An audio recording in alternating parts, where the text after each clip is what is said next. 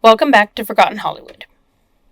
So, the story of Pride and Prejudice is a very famous one. It was first published anonymously in 1813, and if you looked from the first edition where the author's name is, it says from the author of Sense and Sensibility, which was published in 1811. And if you look at the title page for that first edition, it just says written by a lady. So, the mass public knew that the author was a woman, and that's all they knew. They did not know who she was, station in life, anything like that. They just knew it was a woman. I tried to read the novel.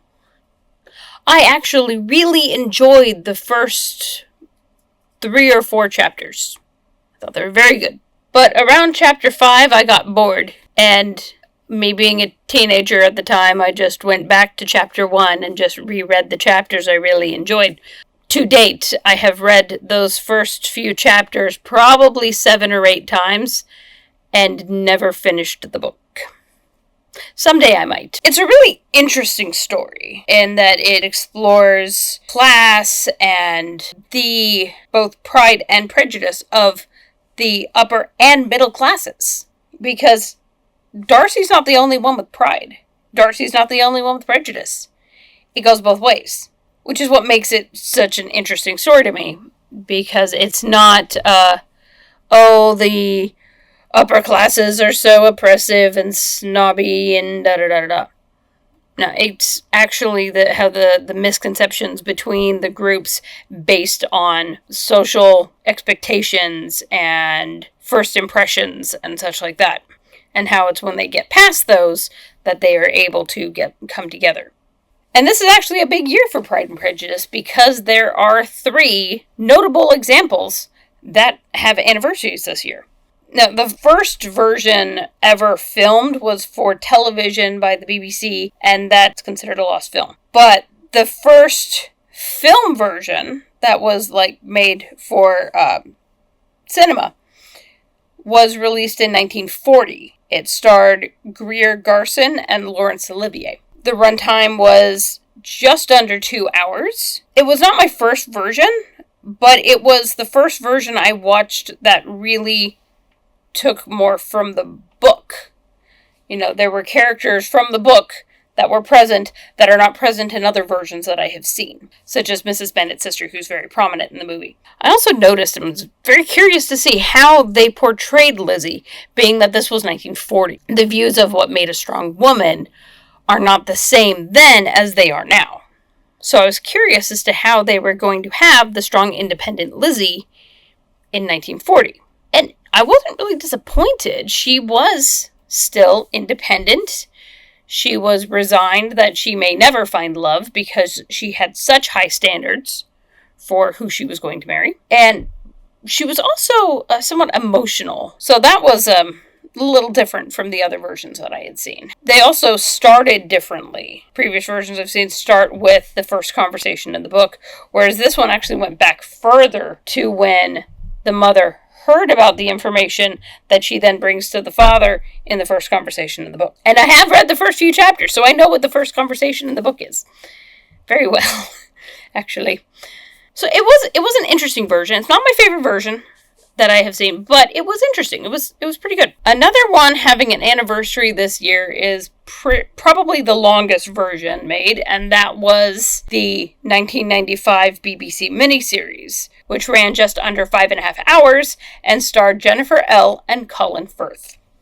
This one might be my favorite version because I really liked that they didn't just focus on Elizabeth as most versions do, but they would go back and forth between Elizabeth and Darcy. So you got to see a lot more of Darcy. You got to see a lot more of his character and what he was doing when Elizabeth wasn't there. And that made him more endearing because you could see him defending Elizabeth to Mr. Bingley's sisters. You could see him hunting down Wickham when he ran off with Lydia. And a lot more of his background is given. So that was really nice. He was a much more well-rounded character in this version than other versions where he's just kind of mysterious and awkward and just spouts out that he's in love with Elizabeth randomly. You actually get to see the process behind it, so it's not out of the blue. This also included characters from the book that are usually omitted, such as Bingley's other sister, his brother-in-law. It makes it clear the relationship between Darcy and Colonel Fitzwilliam, which the first versions I've seen didn't mention that he was just there. I didn't know who Fitzwilliam was or why he was there. But it explains a lot more. It gives a lot more exposition. And it can, because it is 5.5 hours long. When you have a 2-hour movie, you can only say so much. But this was a 5.5-hour miniseries. They could give all the information that they wanted. The final version having a milestone this year is the 2005 box office hit starring Keira Knightley and Matthew Macfadyen. The runtime is a little bit over 2 hours. I find it interesting because I watched a lot of reaction videos and people would complain about the length. And I'm just going, 2 hours is pretty standard. It's really not that long. You want to know long movies? Try Cleopatra with Elizabeth Taylor. I watched that one. It was almost painful at times. So this was actually the first version of Pride and Prejudice I ever watched. And it really focuses on Lizzy's story. And there's not much shown that Lizzy is not present for. So you don't get a whole lot of exposition. You don't get a whole lot of what the other characters are doing. You find out about it after the fact when Lizzy does. Which is a time-saving measure for the most part. Because you don't have to spend so much time off on other characters. When you only have 2 hours, it is best to just focus on one character. Cover what they're doing. Maybe show a little bit of extra footage here and there when it's relevant. But for the most part, you just stick with the one character, otherwise you're gonna pad the runtime too much. And being that it's only 2 hours, it really condenses the story and omits several characters. However, one thing I did notice that was interesting when I was watching the other versions, because this was the first version that I had seen, I noticed that a lot of lines that Lizzy has in the Keira Knightley version were said by other people in the other versions. The ones that are closer to the book. You know, like, she said lines that her dad would have said. Or that other characters would have said. And the lines were given to Lizzy. Well, it was Lizzy's story, and the focus was on her, so I can see kind of why she was given extra lines. But I just found it interesting that something that was originally said by her father to another character was now said by Lizzy to the same character. It kind of changes the dynamic a little bit. One of the reasons I wanted to do this video was because Netflix is announced that they are coming out with a new version that is diverse, with both racial diversity and body positivity. I don't mind adaptations that much. Assuming they are done right. The thing is, if you're going to set it in 1813, it should look and feel like 1813. But they're going the Bridgerton route. What annoys me about that is that people say, oh, it's supposed to reflect the modern audience. Well, if it's reflecting the modern audience, shouldn't it be set in modern times?